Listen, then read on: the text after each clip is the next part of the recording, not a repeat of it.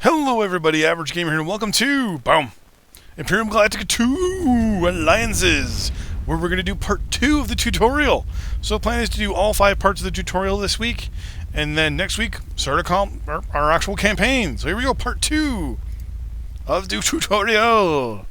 Welcome back to Imperium Galactica 2 tutorial mode. Damn, that's loud. This is the second part of the tutorial, which deals with colony management. You're the second part. Please observe that you now have 2 colonies, and that one of them, called New Planet, has only recently been colonized. Cool. Once the colony hub has been finished on New Planet, you can start to expand the colony by constructing new buildings.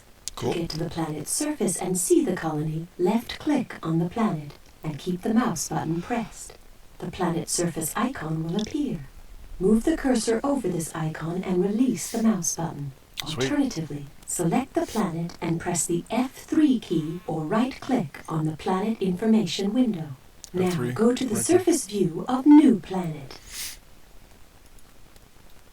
Well, let me do it that way. So we can right-click that, F3, or left-click, hold, and go, boom, planet As surface. you can see, a colony hub has been placed on your planet. I love this part of the You game. can see how many buildings are on the colony using the radar map in the bottom right corner of the screen. Each building is represented by a dot. White dots show functional buildings, and gray dots show non-functional buildings. The colony hub is the first and most important building on the colony. It houses 5,000 colonists. Damn. Incorporates a radar and coordinates all building work. In the top left corner of the screen is a window that you can use to construct new buildings.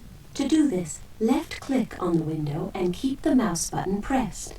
A menu of Nice. all the available buildings will appear. Spaceship Select the sign. building you want and release the mouse button. Now, click on the landscape to place the building and start the construction. Now, build a small house. But I'm not an architect. There's gotta be a mod to use WASD. I don't remember it being this hard. Oh, I'm trying to use the right fucking mouse button to fucking... There we go.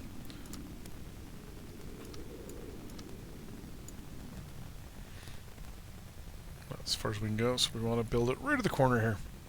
Construction work on the house has now started. While you are waiting, you could try to move the camera around the colony.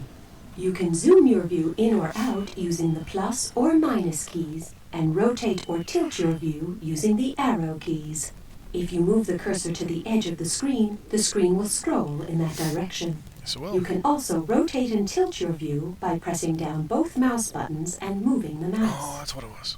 Now that you have 2 planets, you can examine the other planet by pressing page up, page down. If Oh. you have several colonies, pressing page up, page down allows you to view each of them in turn. Now press page up or down to go to the next planet. Oh, yeah, there we go. That's what I've always been trying. I've been trying to do this. Middle button doesn't do anything, but clicking both is what I've been wanting to do. Then you boom, boom, boom, boom. Nice. Page down. Some buildings on the colony screen will not only affect your colony, they will also affect the overall performance of your empire. For example, if you build a ship research center, it will increase your empire's ship research capability. Build a ship research center. Okay. Let's change our angle here first. Ship research. Let's sneak it right Once in the there. ship research center is built, you will see an electrical symbol rotating above it. This indicates that the building is not receiving sufficient power to function properly. Was it the parks? All buildings on the colony, except for the colony hub, require power. This power is supplied by power plants. You can examine the current power supply for your entire colony. Just above the small information window are 2 sets of numbers. The number on the right, next to the electricity sign, shows you how much energy you are producing. If the number is red, it means that a building on your colony is not receiving enough power and you will have to construct a new power plant. Now, build a fusion plant to rectify the problem. Fusion plant. I think they're... Oh, I thought they were smaller than that. Let's build another one beside this one. Once the fusion plant is built, the research center will start to function. Other reasons why buildings may not function is a shortage of workers, shown by the other number above the small information window, or if the building is more than 50% damaged. A quick way to get extra electricity and workers is to switch off other buildings using the icon to the left of the radar map. Buildings can be separated into 4 categories. 1. Civilian buildings such as houses, police stations, and hospitals that provide the basic civil requirements of your population, or recreational facilities like the park and stadium, which improve the standard of living for your citizens. 2. Industrial buildings like factories or research centers that increase your production and research capability. 3.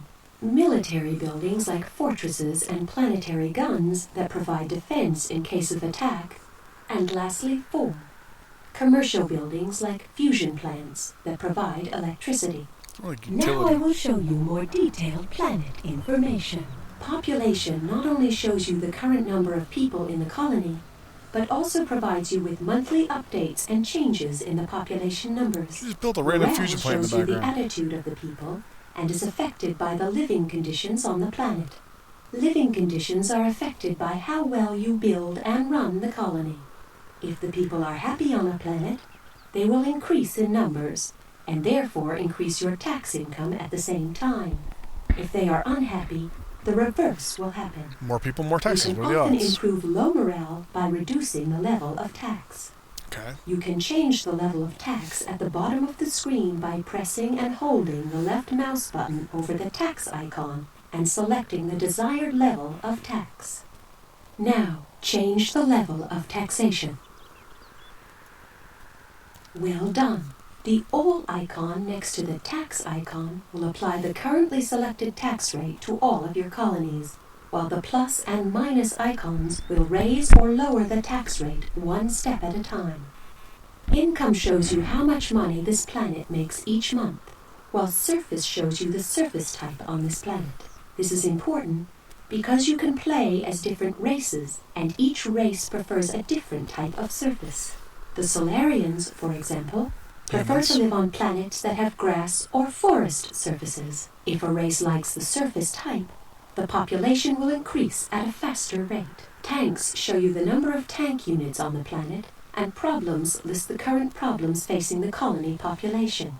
If these problems are serious, with a rating of 30% or above, it means that a large number of people on the colony are concerned. Taxes. If you do not deal with the problems, morale will fall, and the people may revolt. As you can see, this planet has food problems. To rectify this, you need to build a food factory. This will help to feed the citizens and increase their morale. Now, build a food factory. Actually, I was thinking of lowering the taxes first, so I don't really get pissed off.